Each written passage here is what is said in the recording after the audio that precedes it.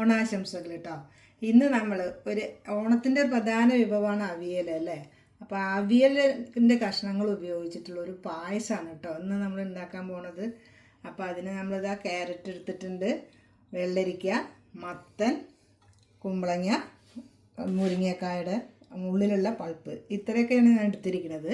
അപ്പോൾ അവിയലിൻ്റെതായ കഷ്ണങ്ങളൊക്കെ ഉപയോഗിച്ചിട്ട് ചെയ്യാം. ബീറ്റ്റൂട്ട് പാടില്ല, ബീറ്റ്റൂട്ട് ഇട്ടുമ്പോൾ നമ്മളെ കളറൊക്കെ മാറ്റം വരും. അപ്പോൾ നമുക്ക് എന്നാൽ വീഡിയോയിലേക്ക് കയറുന്നാലോ, പായസം ഉണ്ടാക്കാൻ തുടങ്ങിയാലോ?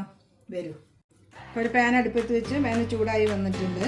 ഇനി നമുക്ക് 2 സ്പൂണ് നെയ്യ് ഒഴിച്ചു കൊടുക്കാം.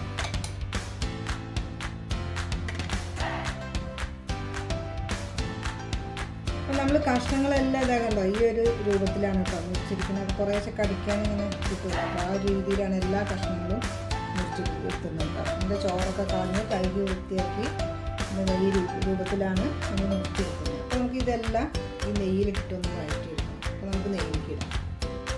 ആദ്യം ക്യാരറ്റ് ഇടാം.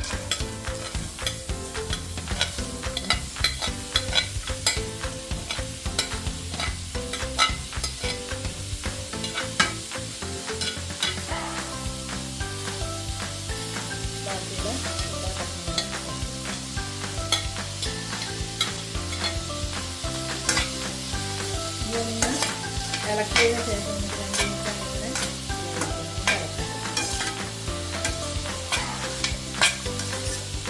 അപ്പോൾ നമ്മൾ അരച്ച് വെച്ചിട്ട് 2 മിനിറ്റ് ആയിട്ടുണ്ട്. ഇനി ഒന്ന് തുറന്ന് നോക്കി ഇളക്കി നോക്കാം. ഒന്ന് വെന്ത് വന്നിട്ടുണ്ട് കഷ്ണങ്ങളൊക്കെ. നമുക്ക് ഇതിലൊക്കെ കുറച്ച് കഷ്ണങ്ങൾ ഈ ക്യാരറ്റൊക്കെ മെയിനായിട്ട് കുറച്ചൊന്ന് വേറെ മാറ്റി വെക്കാം. എന്തിനാണ് പിന്നെ കണക്കാം നമുക്ക് ഒഴിച്ചിട്ടുണ്ടാവും ഇപ്പോൾ പലതും.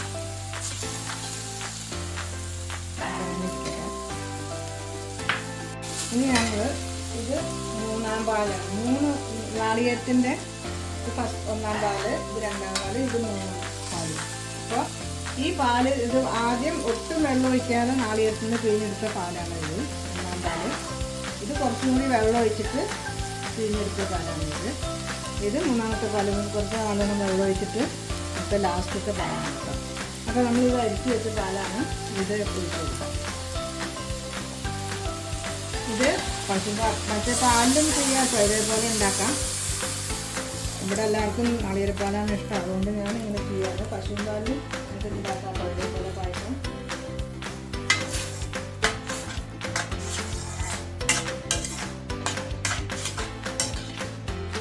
ഇതൊന്ന് തിളച്ച് വറ്റി വരട്ടെ.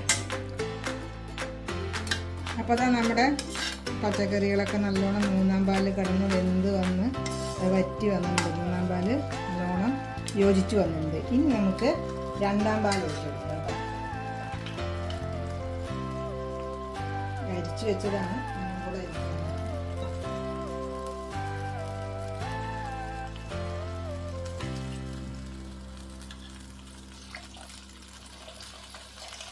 കുറച്ച് ഒഴിച്ചിട്ട് പിന്നെ കുറച്ച് കഴിഞ്ഞിട്ട് മറ്റൊന്നും കൂടെ ഒഴിക്കാം.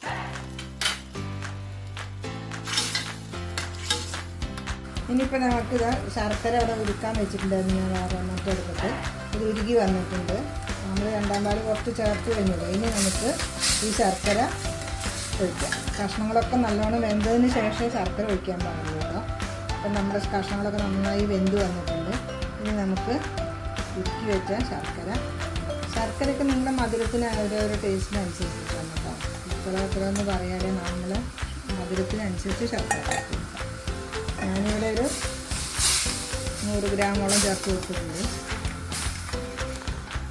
ഇനി ഇതിൽ കിടന്നിട്ട് ഈ ശർക്കരയിലും മറ്റേ പാലും എല്ലാം കൂടി നല്ലോണം യോജിച്ചായിരുന്നു. വേവട്ടെ കുറച്ച് നേരം. അപ്പോൾ നമുക്ക് ഇനി ബാക്കിയുള്ള പാൽ 2-ാം പാലും കൂടി ഒഴിച്ചു കൊടുക്കാം കേട്ടോ. ഞാൻ 1.5 നാളികേരത്തിൻ്റെ 1 നാളികേരം പിന്നെ പകുതി നാളികേരം 1.5 നാളികേരത്തിൻ്റെ പാലാണ്. കഷ്ണങ്ങളെല്ലാം കൂടി കൂടുമ്പോൾ കുറച്ചുണ്ടല്ലോ, അപ്പോൾ അത്ര അതിനനുസരിച്ചിട്ട് ഉള്ള പാലാണ് എടുത്തിരിക്കുന്നത്. 1.5 നാളികേരത്തിൻ്റെ. പിന്നെ ഇതൊന്നും കൂടി വറ്റി വന്നു കഴിഞ്ഞാൽ നമുക്ക് പിന്നെ ഉണ്ടായിരിക്കും. ഞാൻ തക്കാളി പായസം ഉണ്ടാക്കിയിരുന്നു കഴിഞ്ഞ വീഡിയോയിൽ. അപ്പോൾ ചിലർ കമൻറ്റ് ചെയ്തിട്ടുണ്ടായിരുന്നു തക്കാളി പിരിഞ്ഞു പോവില്ലേ എന്ന്. അതിൻ്റേതായ നമ്മൾ ജൗവരി ചേർത്ത് നെയ്യിൽ വഴറ്റിയതിന് ശേഷം തക്കാളിയുടെ എസൻസ് ഒഴിച്ച് കഴിഞ്ഞാൽ പിരിഞ്ഞു പോവില്ല. അല്ലാതെ ആദ്യമേ നമ്മൾ തക്കാളി ഒഴിച്ച് കഴിഞ്ഞാൽ പിരിയും. ഇത് അതാത് രീതിയിൽ ചെയ്ത് കഴിഞ്ഞാൽ ഒന്നും പിരിയില്ല കേട്ടോ. ഇത് നല്ല ടേസ്റ്റ് തന്നെയാണ്. അടേനെ കഴിച്ചു വെട്ടുക അങ്ങനെ പറയുന്നില്ല, അടയ്ക്ക് അടയുടേതായ സ്വാദുണ്ട്. ഇതിന് ഈ പായസത്തിന് ഇതിൻ്റേതായ ടേസ്റ്റ് ഉണ്ട്. ഇതൊരു പ്രത്യേക ടേസ്റ്റ് തന്നെയാണ് കേട്ടോ. ഞാൻ തന്നെ പറയുന്നില്ല, നിങ്ങൾ ഉണ്ടാക്കി നോക്കിയിട്ട് നിങ്ങൾ പറയണം. അതിൻ്റെ ശരി, നിങ്ങൾ ഉണ്ടാക്കി നോക്കിയ രീതിയിലൊന്നും. അപ്പോൾ നമ്മുടെ രണ്ടാം പാലും ഫുള്ളെല്ലാം വറ്റി കറക്റ്റായി വന്നിട്ടുണ്ട് കേട്ടോ. ഇനി ഒട്ടും വെള്ളം ചേർക്കാത്ത ഒന്നാം പാൽ ഒഴിച്ചു കൊടുക്കാം.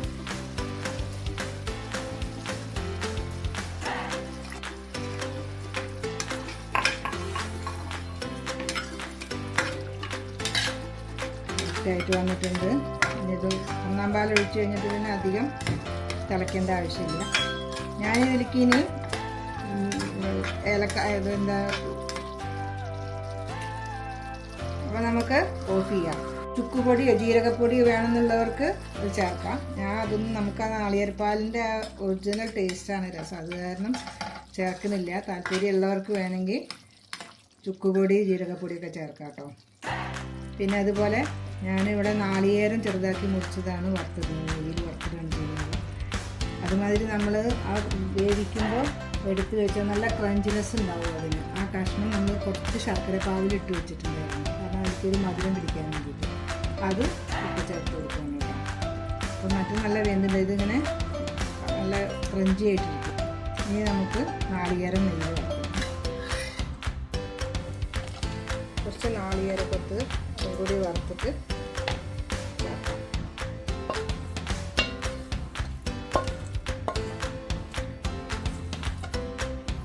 അപ്പോൾ നമ്മൾ ഓരോ കാഷ്യൂനട്ട് ഇങ്ങനെ നെയ്യിൽ വറുത്തത് മേലെ ചെറുതായി വെതറി കൊടുത്തിട്ടുണ്ട് കേട്ടോ.